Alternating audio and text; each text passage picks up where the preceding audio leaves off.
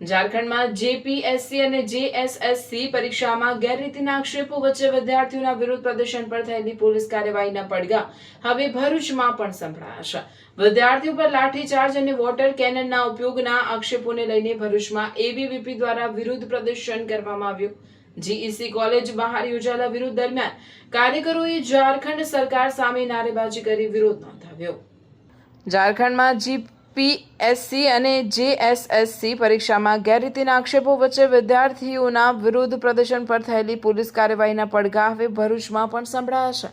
વિદ્યાર્થીઓ પર લાઠીચાર્જ અને વોટર ક્રેનના ઉપયોગના આક્ષેપોને લઈને ભરૂચમાં એબીવીપી દ્વારા વિરોધ પ્રદર્શન કરવામાં આવ્યું। જીઈસી કોલેજ બહાર યોજાયેલા વિરોધ દરમિયાન કાર્યકરોએ ઝારખંડ સરકાર સામે નારેબાજી કરી વિરોધ નોંધાવ્યો। ઝારખંડના વિદ્યાર્થીઓના વિરોધનો પડઘો ભરૂચ સુધી। જેપીએસસી અને જેએસએસસી પરીક્ષામાં કથિત ગેરરીતિ અને અનિયમિતતાના મુદ્દે ઝારખંડમાં વિદ્યાર્થીઓ દ્વારા વિરોધ કરવામાં આવી રહ્યો છે। આ દરમિયાન વિદ્યાર્થીઓ સામે પોલીસ દ્વારા લાઠીચાર્જ અને વોટર કેનનનો ઉપયોગ કરવામાં આવ્યો હોવાના આક્ષેપોને લઈ ભરૂચ એબીવીપી દ્વારા વિરોધ નોંધાવવામાં આવ્યો। ભરૂચમાં તારીખ 13 ઓગસ્ટે સરકારી ઇજનેરી કોલેજ એટલે કે જીઈસીની બહાર એબીવીપીના કાર્યકરો અને વિદ્યાર્થીઓ એકત્ર થયા હતા। ઝારખંડમાં વિદ્યાર્થીઓ સાથે થયેલી પોલીસ કાર્યવાહીના વિરોધમાં શાંતિપૂર્ણ રીતે પ્રદર્શન કરી ઝારખંડ સરકાર સામે નારેબાજી કરવામાં આવી હતી। એબીવીપીના જણાવ્યા પ્રમાણે જેપીએસસી અને જેએસએસસી પરીક્ષામાં ગેરરીતિના મુદ્દે ઝારખંડમાં વિદ્યાર્થીઓને એબીવીપીના કાર્યકરો શાંતિપૂર્ણ વિરોધ કરી રહ્યા હતા। દરમિયાન પોલીસ દ્વારા લાઠીચાર્જ કરવામાં આવ્યો હોવાનો આક્ષેપ છે। વિદ્યાર્થીઓને વિધાનસભા તરફ જતા અટકાવવામાં આવ્યા અને કેટલાક વિદ્યાર્થીઓની ધરપકડ કરવામાં આવી હોવાનો પણ સંગઠનનો દાવો છે। આ ઘટનાના વિરોધમાં ભરૂચમાં તાનાશાહી નહીં ચલેગી અને હેમંત સોરેન શરમ કરો જેવા નારા લગાવવામાં આવ્યા હતા। વિરોધ દરમિયાન એબીવીપી દ્વારા સ્પષ્ટ કરવામાં આવ્યું છે કે પરીક્ષા પેપર લીક અને ભરતી પ્રક્રિયા સાથે જોડાયેલા પ્રશ્નો વિદ્યાર્થીઓના ભવિષ્ય સાથે સીધા સંકળાયેલા છે।